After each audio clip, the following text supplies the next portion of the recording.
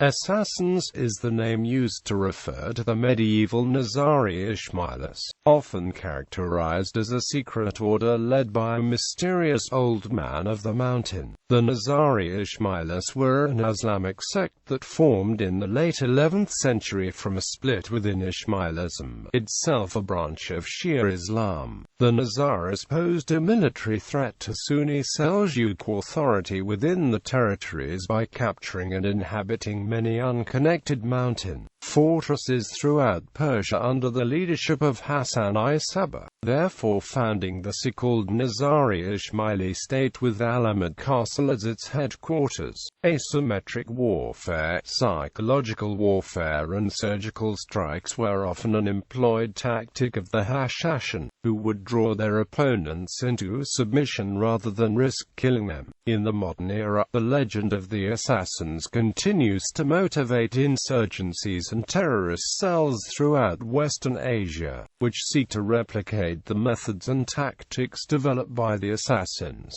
While assassins typically refers to the entire medieval Nizari sect, in fact only a class of acolytes known as the Fidai actually engaged in assassination work. Lacking their own army, the Nizari relied on these warriors to carry out espionage and assassinations of key enemy figures, and over the course of 300 years successfully killed 2 caliphs, many viziers, sultans and crusader leaders. Under leadership of Imam Rukn-ud-Din Shah, the Nizari state declined internally, and was eventually destroyed as the Imam surrendered the castles to the invading Mongols. Sources on the history and thought of the Ismailis in this period are therefore lacking, and the majority extant are written by the detractors. Long after the near eradication, mentions of assassins were preserved within European sources such as the writings of Marco Polo, where they are depicted as trained killers responsible for the systematic elimination of opposing figures.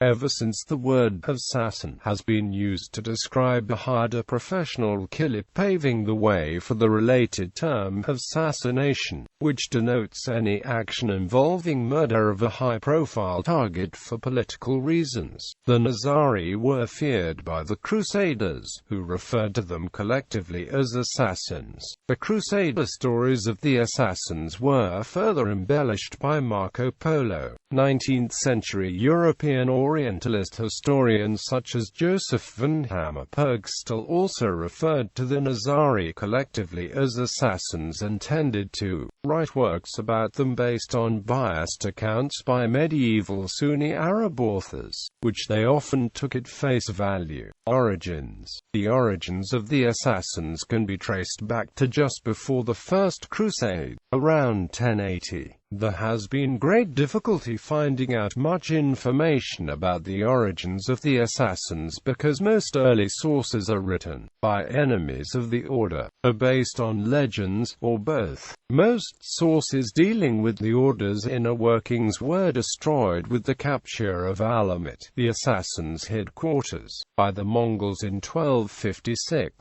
However, it is possible to trace the beginnings of the cult back to its first Grand Master, Hassani Sabbah, a passionate devotee of Ismaili beliefs. Hassani Sabbah was well liked throughout Cairo, Syria and most of the Middle East by other Ismaili, which led to a number of people becoming his followers.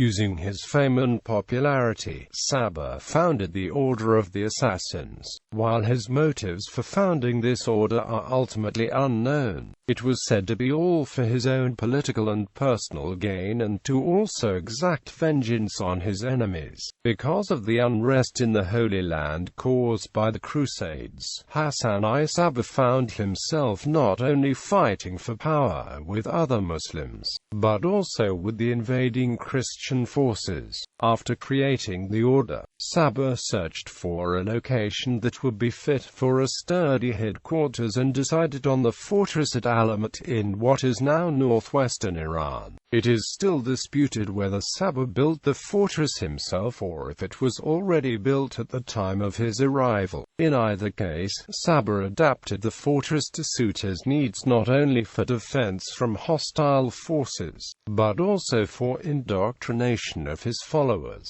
After laying claim to the fortress at Alamut, Sabbah began expanding his influence outwards to nearby towns and districts, using his agents to gain political favor and to intimidate the local populations. Spending most of his days at Alamut producing religious works and developing doctrines for his order, Sabbah would never leave his fortress again in his lifetime. He had established a secret society of deadly assassins, which was built on a hierarchical structure. Below Sabbah, the grand headmaster of the order, were those known as greater propagandists, followed by the normal propagandists, the Rafiqs, and the Lajiks. It was the Lajiks who were trained to become some of the most feared assassins, or as they were called, fidai, in the known world. It is, however, unknown how Hassan-i Sabbah was able to get his fidai to perform with such fervent loyalty. One theory, possibly the best known but also the most criticized, comes from the reports of Marco Polo during his travels to the Orient. He recounts a story he heard of the old man of the mountain, who would drug his young followers with hashish, lead them to a paradise, and then claimed that only he had the means to allow for the return. Perceiving that Sabbah was either a prophet or magician, his disciples, believing that only he could return them to paradise, were fully committed to his cause and willing to carry out his every request. However, this story is disputed due to the fact that Sabbah died in 1124 and Sana'a, who is frequently known as the Old Man of the Mountain, died in 1192, whereas Marco Polo was not born until around 1254. With his new weapons, Sabbah began to order assassinations, ranging from politicians to great generals. Assassins would rarely attack ordinary citizens though, and tended not to be hostile towards them. Although the fidai were the lowest rank in Sabbah's order and were only used as expendable pawns to do the Grand Master's bidding, much time and many resources were put into training them. The assassins were generally young in age, giving them the physical strength and stamina which would be required to carry out these murders. However, physical prowess was not the only trait that was required to be a fidai. To get to the targets, the assassins had to be patient, cold, and calculating. They were generally intelligent and well-read because they were required to possess not only knowledge about their enemy, but his or her culture and the native language. They were trained by the masters to disguise themselves and sneak into enemy territory to perform the assassinations, instead of simply attacking the target outright. Etymology. The assassins were finally linked by the 19th century Orientalist scholar Sylvester Saisi to the Arabic word hashish, using the variant names assassin and assassini in the 19th century, citing the example of one of the first written applications of the Arabic term hashish to the Ismailis by 13th century historian Abu Shama. Saisi demonstrated its connection to the name given to the Ismailis throughout Western scholarship. The first known usage of the term hashishi has been traced back to 1122, when the Fatimid Caliph Al-Amir employed it in derogatory reference to the Syrian Nizaris. Used figuratively, the term hashishi connoted meanings such as outcasts or rabble. Without actually accusing the group of using the hashish drug, the caliph used the term in a pejorative manner. This label was quickly adopted by anti-Ismaili historians and applied to the Ismailis of Syria and Persia. The spread of the term was further facilitated through military encounters between the Nizaris and the Crusaders, whose chroniclers adopted the term and disseminated it across Europe. During the medieval period, Western scholarship on the Ismailis contributed to the popular view of the community as a radical sect of assassins, believed to be trained for the precise murder of their adversaries. By the 14th century, European scholarship on the topic had not advanced much beyond the work and tales from the Crusaders. The origins of the word forgotten. Across Europe, the term assassin had taken the meaning of professional murderer. In 1603, the first Western publication on the topic of the assassins was authored by a court official for King Henry IV of France and was mainly based on the narratives of Marco Polo from his visits to the Near East. While he assembled the accounts of many Western travelers, the author failed to explain the etymology of the term assassin. According to Lebanese writer Amin Mayalou, the contemporaries in the Muslim world would call them hashashin, hashish smokers. Some Orientalists thought that this was the origin of the word assassin, which in many European languages was more terrifying yet. The truth is different. According to texts that have come down to us from Alamut, Hassan-i Sabbah liked to call his disciples hashashin, meaning people who are faithful to the asas, meaning foundation of the faith. This is the word misunderstood by foreign travelers that seemed similar to hashish. Another modern author, Edward Berman, states that many scholars have argued and demonstrated convincingly that the attribution of the epithet hashishitas or hashish takers is a misnomer derived from enemies of the Ismailis and was never used by Muslim chroniclers or sources. It was therefore used in a pejorative sense of enemies or disreputable people. This sense of the term survived into modern times with the common Egyptian usage of the term hashashin in the 1930s to mean simply noisy or riotous.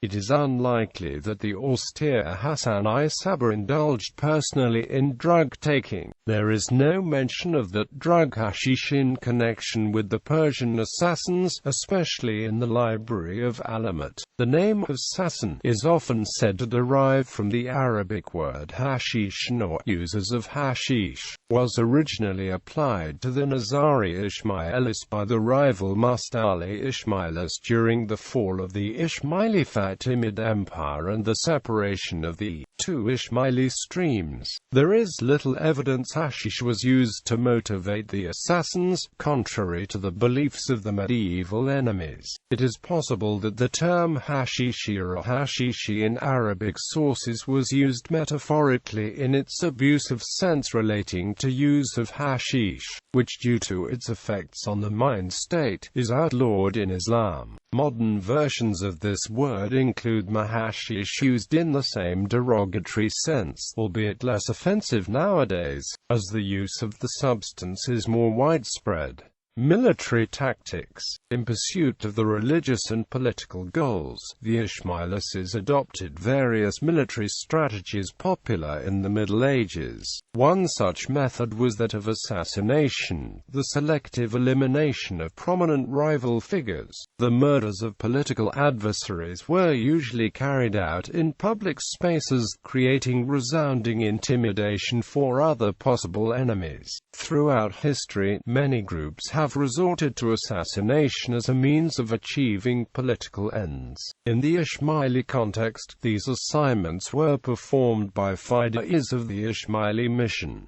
They were unique in that civilians were never targeted. The assassinations were committed against those whose elimination would most greatly reduce aggression against the Ismailis and, in particular, against those who had perpetrated massacres against the community. A single assassination was usually employed in contrast with the widespread bloodshed which generally resulted from factional combat. Hashashin are also said to be adept in Fur'iziyah, or the Islamic warrior code, where they are trained in combat, disguises, and equestrianism. Codes of conduct are followed, and the hashashin are taught in the art of war, linguistics, and strategies. Hashashin never allowed the women to be at the fortresses during military campaigns, both for protection and secrecy. This is a tradition first made by Hassan when he sent his wife and daughters to Gurdku when a famine was created during the Seljuq siege of Alamut.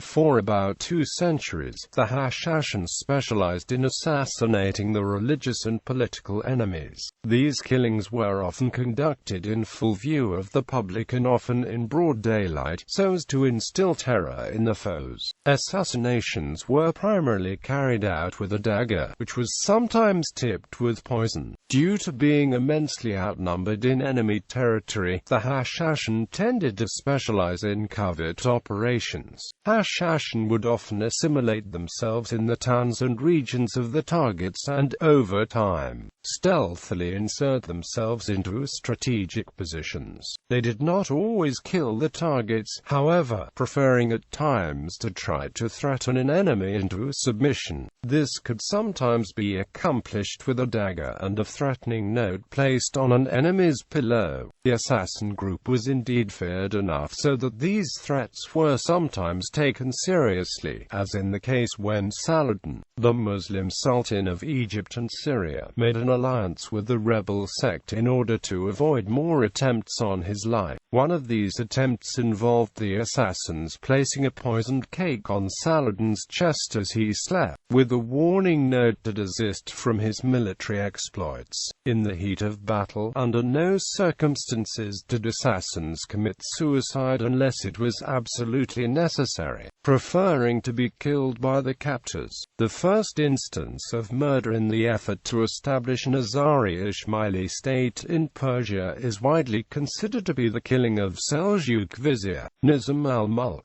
carried out by a man dressed as a Sufi whose identity remains unclear. The vizier's murder in a Seljuq court is distinctive of exactly the type of visibility for which missions of the Fida'is have been significantly exaggerated. While the Seljuqs and Crusaders both employed murder as a military means of disposing of factional enemies, during the Alamut period almost any murder of political significance in the Islamic lands was attributed to the Ismailis. So inflated had this association grown that, in the work of Orientalist scholars such as Bernard Lewis, the Ismailis were equated with the politically active Fida'is and thus were regarded as a radical and heretical sect known as the Assassins. The military approach of the Nizari Ismaili state was largely a defensive one, with strategically chosen sites that appeared to avoid confrontation wherever possible without the loss of life. But the defining characteristic of the Nizari Ismaili state was that it was scattered geographically throughout Persia and Syria. The Alamut Castle therefore was only one of a nexus of strongholds throughout the regions where Ismailis could retreat to safety if necessary. West of Alamut in the Sharud Valley, the major fortress of Lamazar served as just one example of such a retreat. In the context of the political uprising, the various spaces of Ismaili military presence took on the name Dar al-Hijra. The notion of the Dar al-Hijra originates from the time of Muhammad, who migrated with his followers from alleged persecution to a safe haven in Yathrib. In this way, the Fatimids found their Dar al-Hijra in North Africa. From 1101 to 1118, attacks and sieges were made on the fortresses, conducted by combined forces of Seljuk, Berkiruk, and Sunja, although with the cost of lives and the capture and execution of assassin Ahmad ibn Hattash. The Hashashin managed to hold the ground and repel the attacks until the Mongol invasion. Likewise, during the revolt against the Seljuks, several fortresses served as spaces of refuge for the Ismailis. Assassination and intimidation at the peak. Many of the assassinations of the day were often attributed to the Hashashin. even though the Crusaders and the other factions employed personal assassins. The fact that the hashashin performed their assassinations in full view of the public, or often in broad daylight, gave them the reputation assigned to them. Psychological warfare and attacking the enemy's psyche was another often employed tactic of the hashashin, who would sometimes attempt to draw their opponents into submission rather than risk killing them. During the Seljuq invasion after the death of Muhammad Tapa, a new Seljuq sultan emerged with the coronation of Tapa's son Sunja. When Sunja rebuffed the hashashin ambassadors who were sent by Hassan for peace negotiations, Hassan sent his hashashin to the sultan. Sunja woke up one morning with a dagger stuck in the ground beside his bed. Alarmed, he kept the matter secret. A messenger from Hassan arrived and stated, "Did I not wish the Sultan well that the dagger which was struck in the hard ground would have been planted on your soft breast?" For the next several decades there ensued a ceasefire between the Nizaris and the Seljuq. Sunja himself pensioned the hashashin on taxes collected from the lands they owned, gave them grants and licenses, and even allowed them to collect tolls from travelers. Downfall and aftermath. The assassins were eradicated by the Mongol Empire during the well-documented invasion of Khwarizm. They probably dispatched their assassins to kill Mongke Khan. Thus, a decree was handed over to the Mongol commander Kitburka, who began to assault several hashashin fortresses in 1253 before Hulagu's advance in 1256. The Mongols besieged Alamut on December 15, 1256.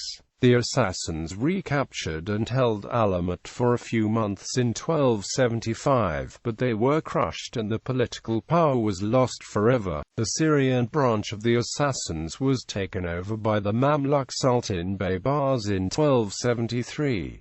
The Mamluks continued to use the services of the remaining assassins. Ibn Battuta reported in the 14th century their fixed rate of paper murder. In exchange, they were allowed to exist. Eventually, they resorted to the act of taqiyya, hiding the true identities until their imams would awaken them. According to the historian Yaqut al-Hamawi, the Bosonmeni, denomination of Muslims who lived in the Kingdom of Hungary from the 10th to the 13th centuries, were employed as mercenaries by the kings of Hungary. However, following the establishment of the Christian Kingdom of Hungary, the community was vanquished by the end of the 13th century due to the inquisitions ordered by the Catholic Church during the reign of Koloman, King of Hungary. It is said that the assassins are the ancestors of those given the surname Harjli, derived from the word harjil, a rare species of bird found in the mountains of Syria near Masyaf. The harjil was often used as a symbol of the Assassins' Order. Legends and folklore. The legends of the assassins had much to do with the training and instruction of Nizari fidais, famed for their public missions during which they often gave their lives to eliminate adversaries. Historians have contributed to the tales of fidais being fed with hashish as part of the training. Whether fidais were actually trained or dispatched by Nizari leaders is unconfirmed, but scholars including Vladimir Ivanov purport that the assassinations of key figures including Seljuk Vizier Nizam al-Mulk likely provided encouraging impetus to others in the community who sought to secure the Nizaris protection from political aggression. Originally a local and popular term first applied to the Ismailis of Syria, the label was orally transmitted to Western historians and thus found itself in the histories of the Nizaris. The tales of the fidais training collected from anti-Ismaili historians and Orientalist writers were compounded and compiled in Marco Polo's account, in which he described a secret garden of paradise. After being drugged, the Ismaili devotees were said to be taken to a paradise paradise-like garden filled with attractive young maidens and beautiful plants in which these fidais would awaken. Here, they were told by an old man that they were witnessing the place in paradise and that should they wish to return to this garden permanently, they must serve the Nizari cause. So went the tale of the old man in the mountain, assembled by Marco Polo and accepted by Joseph von Hammerpurgstall, an 18th-century Austrian Orientalist writer responsible for much of the spread of this legend. Until the 1930s, von Hammer's retelling of the assassin legend served as the standard account of the Nizaris across Europe. Another one of Hassan's recorded methods includes causing the hashashin to be vilified by the contemporaries. One story goes that Hassan-i Sabbah set up a trick to make it appear as if he had decapitated one of his hashashin and the dead hashashin's head lay at the foot of his throne. It was actually one of his men buried up to his neck covered with blood. He invited his hashashin to speak to it. He said that he used special powers to allow it to communicate. The supposed talking head would tell the hashashin about paradise after death if they gave all the hearts to the cause. After the trick was played, Hassan had the man killed and his head placed on a stake in order to cement the deception. A well-known legend tells how Count Henry of Champagne, returning from Armenia, spoke with Grand Master Rashid ad-Din Sennar at Al-Kar. The Count claimed to have the most powerful army, and at any moment he claimed he could defeat the hashashin, because his army was 10 times larger. Rashid replied that his army was instead the most powerful, and to prove it he told one of his men to jump off from the top of the castle in which they were staying.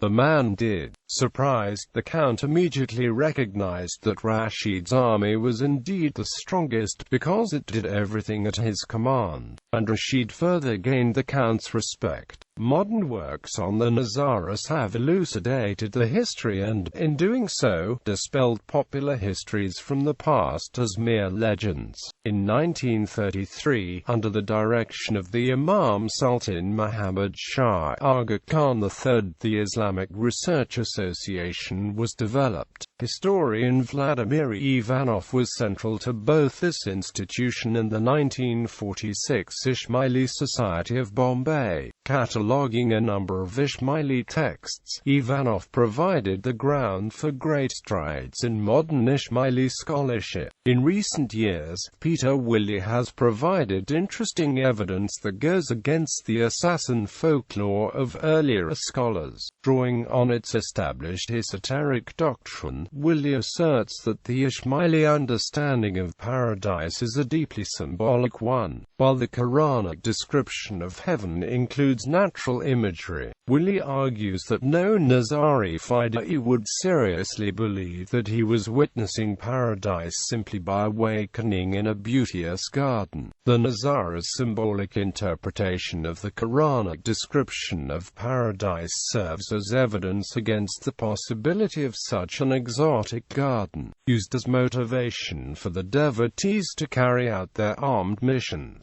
Furthermore, Willey points out that a courtier of Hulagu Khan, Uvani, surveyed the Alamut Castle just before the Mongol invasion. In his reports about the fortress, there are elaborate descriptions of sophisticated storage facilities and the famous Alamut Library. However, even this anti-Ismaili historian makes no mention of the gardens on the Alamut grounds, having destroyed a number of texts in the library's collection, deemed by Uvani to be heretical. It would be expected that he would pay significant attention to the Nizari gardens, particularly if they were the site of drug use and temptation. Having not once mentioned such gardens, Willey concludes that there is no sound evidence in favor of these legends. These legends feature in certain works of fiction, including Vladimir Bartol's 1938 novel Alamut, and Simon Acland's first Crusade novels The Waste Land and The Flowers of Evil. In the latter, the author suggests that the origin of the name assassin is the Turkish word hashash, meaning opium, partly on the basis that this drug is more suitable for producing the effects suggested in the legends than hashish.